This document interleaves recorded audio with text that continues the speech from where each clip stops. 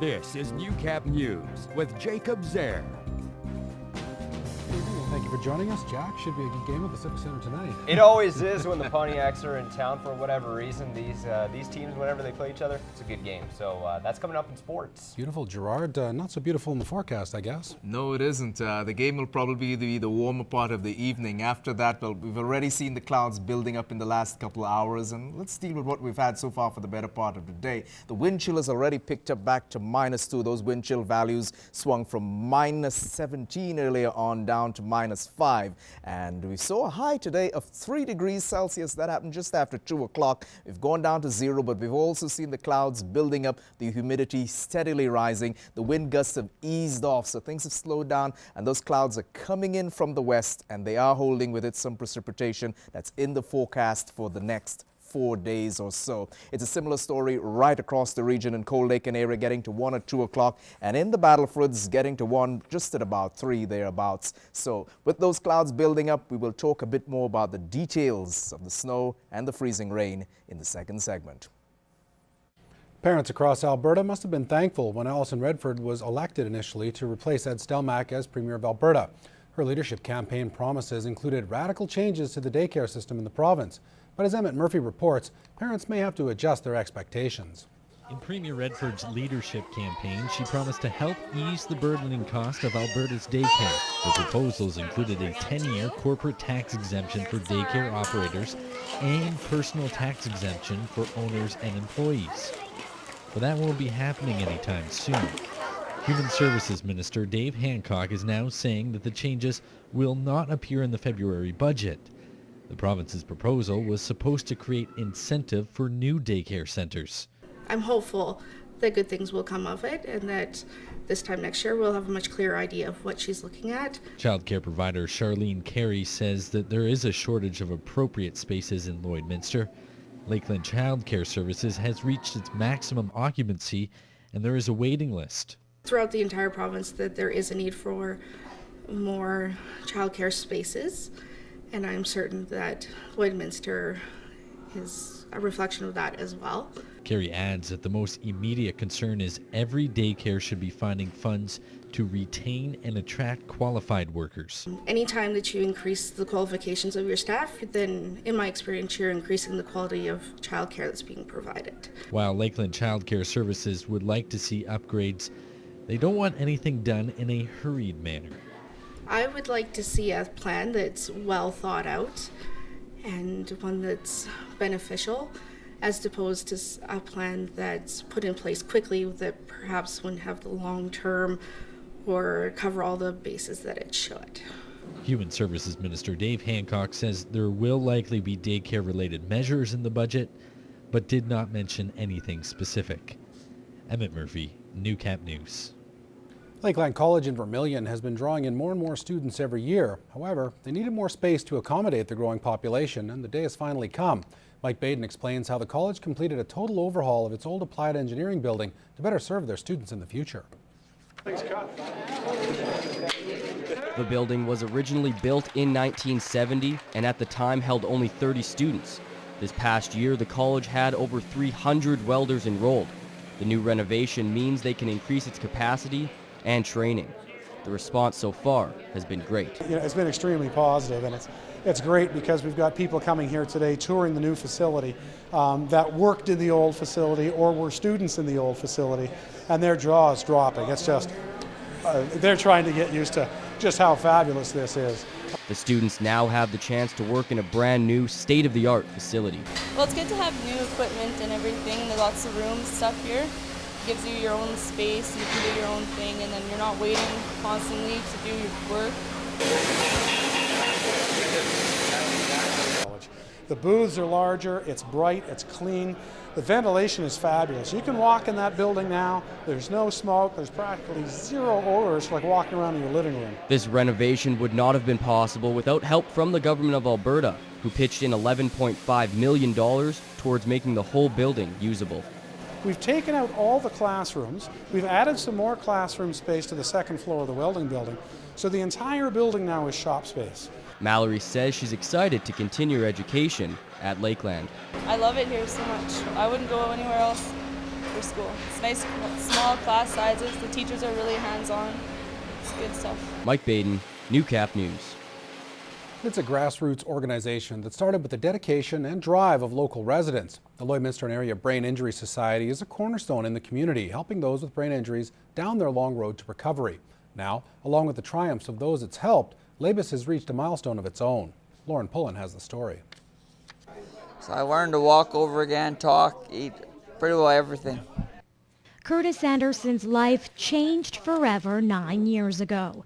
The victim of a bull riding accident in 2002, he suffered severe brain damage at the tender age of 28. Yeah, you learn to live one day at a time. And it makes you realize how strong you are.